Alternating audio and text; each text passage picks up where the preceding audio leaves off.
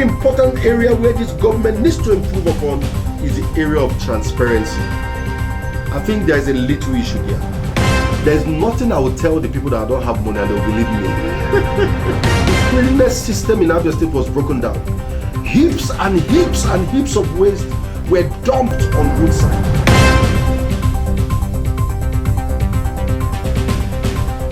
Yes, I'm here again for you guys as usual. People have been calling me on my phone, sending me emails, WhatsApp messages, asking me and questioning why I have not evaluated the government of Governor Alex Otti 1 year in office. I got a particular message, I would not call the person's name, a very big politician in Abia State, and he told me, Emenike Rebu, we have been waiting for your objective review of the administration led by Governor Alex Otti in this 1 year they clocked on May 29th, 2024.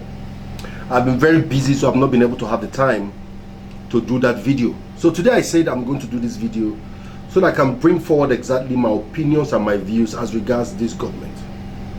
But it's important that before I bring my view and my objective, I let you know that our latest copy of All Facts newspaper is out. This is exactly what kept us very busy. Is an anniversary edition of our paper, All Facts newspaper hard copy, and it has different strong content, and actually it's for free. We're not selling it, it's a free paper. If you're in Abia and you want to get a copy, all you need to do, we have about 200 copies to give out now.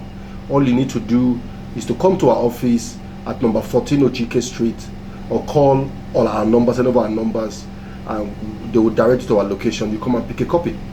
This particular edition contains very strong interviews. We have Chief Emeka Carlo all the way from United States of America, a strong PDP chieftain, a strong friend to the PDP presidential candidate Atiku Abubakar in the last election. We have the interview also of the essay to Governor Alex Otti on security, McDonald Oba. His interview is also here. We have so many other very good, interesting interviews in this particular edition, and I know you're going to enjoy it. So all I ask for you is to make sure you get a copy, and we'll be uploading the online version by tomorrow, so you can go online and read the online version, the e-copy, e-edition of this particular hard copy. So let's go to the discussion. You see, we cannot discuss very well how the government of Governor Alex Otti have fared for the past 1 year without actually talking about what the government met on ground when they came on board. Because until we talk about what they met on ground, that will enable you to appreciate what exactly they have done in this 1 year. When Governor Alex Otti came on board, one of the key angles of Abia State that are practically broken down is the area of security. Yes, the security situation was very much broken down in the areas of Umunochi and Isukwato local government area. At that time, it was difficult for people to go home. People like me from Isukwato, I rarely go home because I'm afraid. You can see how fat I am. If I'm kidnapped, it will be a problem, because there's nothing I will tell the people that I don't have money and they'll believe me. So Umunochi and Isukwato was in dire need of confidence, was in dire need of security. That is what Abia State was in that axis as regards security. Yes, some areas or some other areas were relatively safe, but that angle, security, was fully broken down. So today, if we juxtapose what we had then with what we have now as regards security, then you will know that this government have done appreciable well in 1 year. If you go to Isukwato and Umunochi now, you can actually sleep with your 2 eyes closed, unlike before. If you go to Umunochi, that was hard hit. People no longer hold ceremonies and events except you are coming with a large catchment of security. But today, people hold their events and the place is relatively very safe. Remember that Governor Alex Otti launched his security strategy called, with some team called Operation Crush, and it was launched almost in the 30 days of that new administration. That particular security outfit was launched, and they were able to flush out those kidnappers from their den within the Isuku Autonomous axis. And the government also did a lot to attack insecurity at the area of Law Panther, because the intelligence that were coming is that these people go back to Law Panther cattle farm, cattle market as their hideout. That's why the government really hit their hard. So at the moment now, the government has fenced around that market, because the government insisted that that market must be a daily market and not a market that people come to sleep. When people sleep in the market, it brews that insecurity. The people who are involved in crime and criminality will always have where to hide if that market remains an all-day market. But now it's only a day market and it's fully fenced around. So if I am to give the state government a pass mark as regards security, I will give them 70% for now. That is not to say that we don't have series of insecurity issues here and there. There are kidnappings happening one place or the other, and I think it's important that the government look at going to their strategy meeting again with security operatives and look at how to tie up the state very well.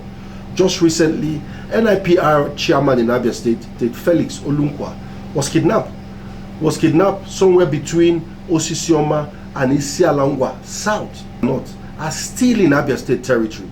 So we still have spots of insecurity here and there, and the government would have to do something on how to make sure they tie up these places and stop kidnappers from picking our people and demanding for ransom.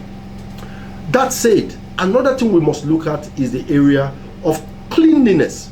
Let me start by thanking everyone that came out under this rain to give effect to the directive we gave day before yesterday, declaring an emergency on the cleanup of Aba and Umuahia.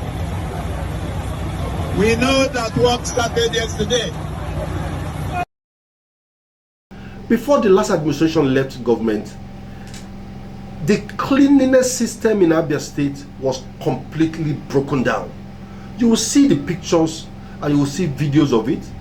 And immediately the governor came in, he instituted a task force to clean up Abia State. It was something else. It was a very serious eyesore. But today, you can rate Abia as one of the cleanest states in Nigeria. ASEPA, the agency that's in charge of cleaning waste in Abia State, have taken charge, have taken responsibility, led by their chairman, Mazi Ogbonnaya Okereke. They have taken charge, and at the moment, Abia State is clean, unlike what they met when they came to government. Just like I said, let me emphasize, when this government came to power, the cleanliness system in Abia State was broken down. Heaps and heaps and heaps of waste were dumped on roadside. Even the waste bin was massive, but today you cannot see that in Abia State. If you go to Aba, everywhere is relatively clean.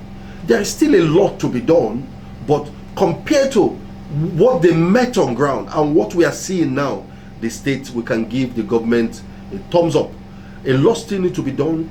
Consistency still needs to be maintained, and the government must see how to apply the system of from home collection arrangement so that it will reduce the issue of dump site. If we have home collection arrangement, it will reduce the issue of dump sites.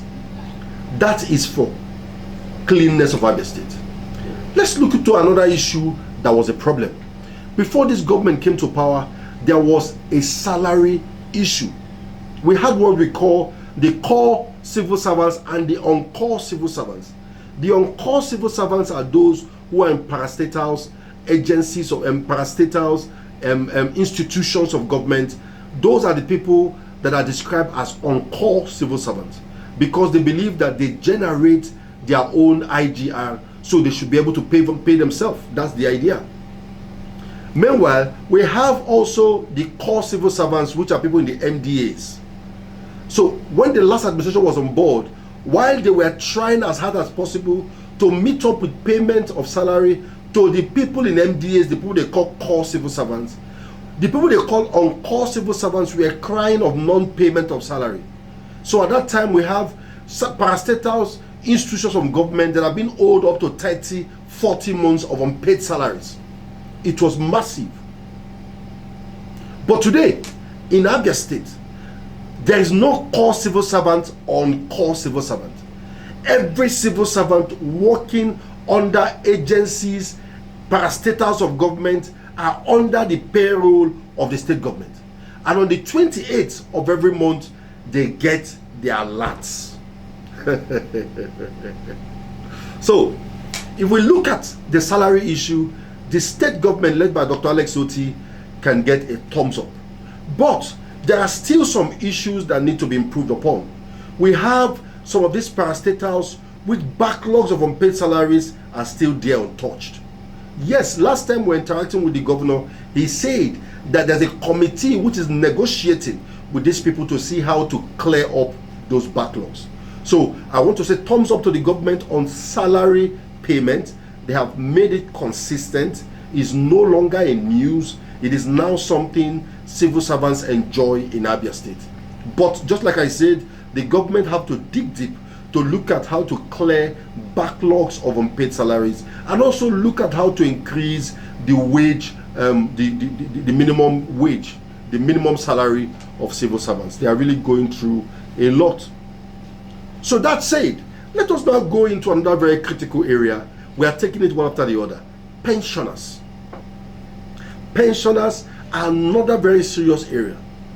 Before this government came on board, they were owed months of unpaid pensions, gratuities not paid. Based on our research, it was running into close to 50 or more billion naira unpaid. Even the previous government, during one of the interactions, said they paid some months and couldn't pay some months, and they apologized to Abians. But immediately this government came in, one thing they did is to make sure that pensioners get their allowances, their pension every month as at when due. In fact, we gathered that pensioners get their own allowances before even other civil servants get theirs. So every pensioner is sure that he must get or she must get something at the end of the month. So the tide have changed. Unlike before, where they can be paid this month and they will pay another one the next 4 months, or another 8 months they'll pay another one. Now you are sure that no matter how small your pension is, at the end of every month you will get something. And also recently, the government, based on what they told us, spent about 10 billion trying to see how to liquidate the backlogs of both pension and gratuity. There are issues there at the moment between pensioners and gratuity, and from my own end, I'm urging government to look at it again with the pensioners and see how to resolve these issues amicably. These people are dear to us. These people have contributed their sweat and their time to developing Abia State, and we need to take care of themselves. We need to take care of them now that they cannot do more again. So for the pension areas, the government has my thumbs up, but there's still work to be done. Road construction. This is one area that this government have gotten so much kudos. In fact, I can describe Governor Alex Otti as Oyena Rozo. That is a road worker. The governor and his administration have done so much in road rehabilitation, road construction, and road maintenance. What did I say? Road rehabilitation, road construction, and road maintenance. If you come to the city of Umuahia and Aba, you will see the zero pothole policy. Every pothole you see has been sealed up. Unlike before, in the city of Umuahia, there are potholes scattered on almost every street, every nook and cranny. But today in Abia, you can hardly see a pothole within the town of Umuahia or in Aba. Then, road constructions. If you look at the 6-lane expanded road in Osasa Road, if you look at the Port Harcourt Road, Julius Baker construction, every Aba is like a construction site. Roads are going on. If you come to Omahia, Abia North, roads projects are going on. If you come to where I'm from, Isukwato, road projects are going on.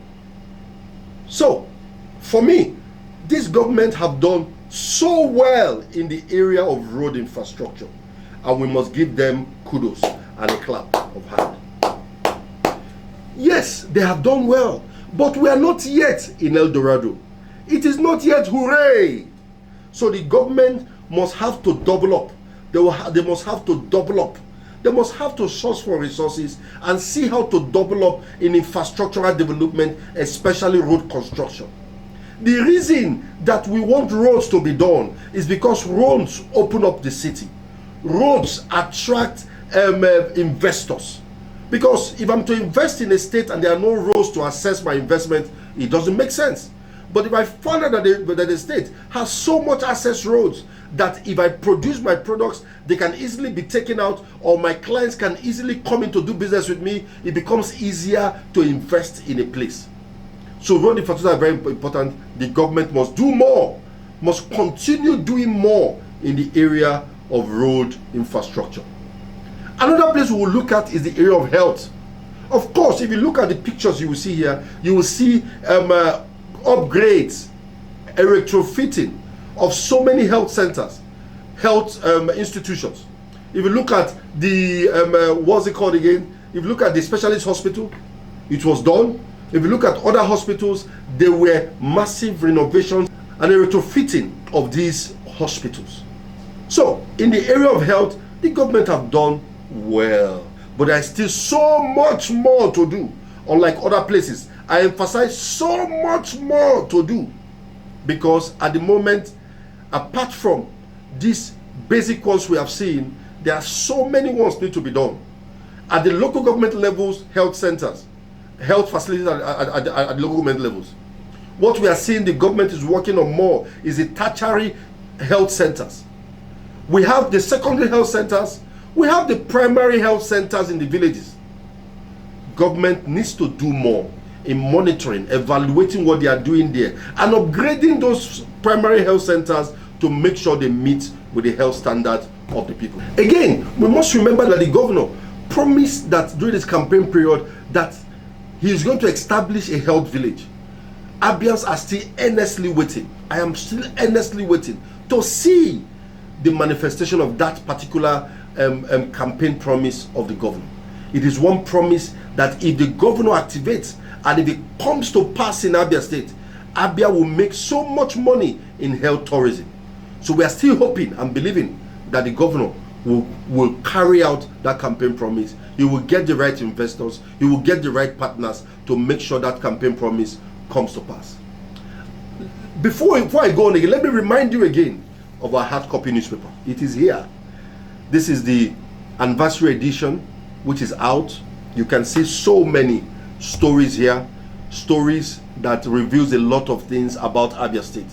Just like I said earlier on, if you want to have a copy, it's free, completely free. We have about 200 copies to share. What you need to do is to come to our office at number 14 OGK Street and get just one copy for yourself so that you can read and enjoy yourself. The soft copy of this, the e-version of this newspaper, will be uploaded on our page, on our website, within the next 48 hours so that you can enjoy it and go there and read full of the update on this. Yes, moving forward, let us look at the area of IGR and the issues of touts. That one again, we must give credit to the state government. Ab initio in this state, we know what it used to be with the issue of toutings. All the EC gate, all in about touts everywhere, stopping people, collecting money, a whole lot of things were done. Then agencies of government responsible for IGR were using touts to see how to get those things. Now we had a lot of issues of double taxations. But at the moment, there is a change in narrative. There is a change in posture of this state government. They have said that they do not want to do anything with touts. And as you can see, our streets is getting clear and cleared off of touts. while the agency in charge of IGR are doing their work in a more professional way on how to get money from people and people to pay their tax and revenues to the state government. We must give them kudos on that. One thing again that I must applaud the governor, Governor Alex Otti's administration, is in the area of political harmony. Yes, that is one very important area. That is one very key area. This government has shown a very wonderful, harmonious relationship with key stakeholders in other political parties in Abia State. If you look at the relationship between the governor and Ben Carlo, if you look at the governor attending the PDP event where they honored former Senate President Nwabara, Adolphus Nwabara. If you look at the governor's involvement, you will see that the governor is living above his political party. What he's looking at is at Abians and not focus on political party. I know when the governor was aspiring to be governor and what other parties did to him to thwart his plans and efforts in emerging governor. Sometimes they were stopped from using halls owned by government. Schools were blocked with Caterpillar to stop them from doing their campaigns. But the way this state governor is going about his collaboration, his harmonious relationship with politicians from other political parties is showing that he wants to build a one formidable Abia. He wants an Abia where if you're a PDP member, you can contribute to the growth of Abia State, contribute. If you're an APC member, you can contribute to the growth of Abia State, contribute. He's opening up his hands for everybody to come together to work for Abia State. That is a good one.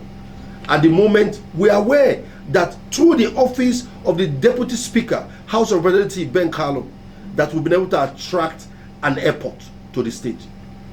We're also aware that an industrial court is coming to Abia State. That is also credit to Ben Carlo's support with the state governor. Let's not go back to talk about what happened before. Let's look at what's happening now. So that again, the governor must get kudos. There are so many other things the governor needs to get kudos on, and which I may not be able to drive throughout all of them on this show. But remember that everywhere I've applauded the governor, I've always said he needs to also improve on this. They need to improve on this. They need to improve on this. They need to improve on this. Our job on this show is to applaud where we need to applaud you and also direct you to see where you need to improve upon. Another very important area where this government needs to improve upon is the area of transparency. I think there is a little issue there.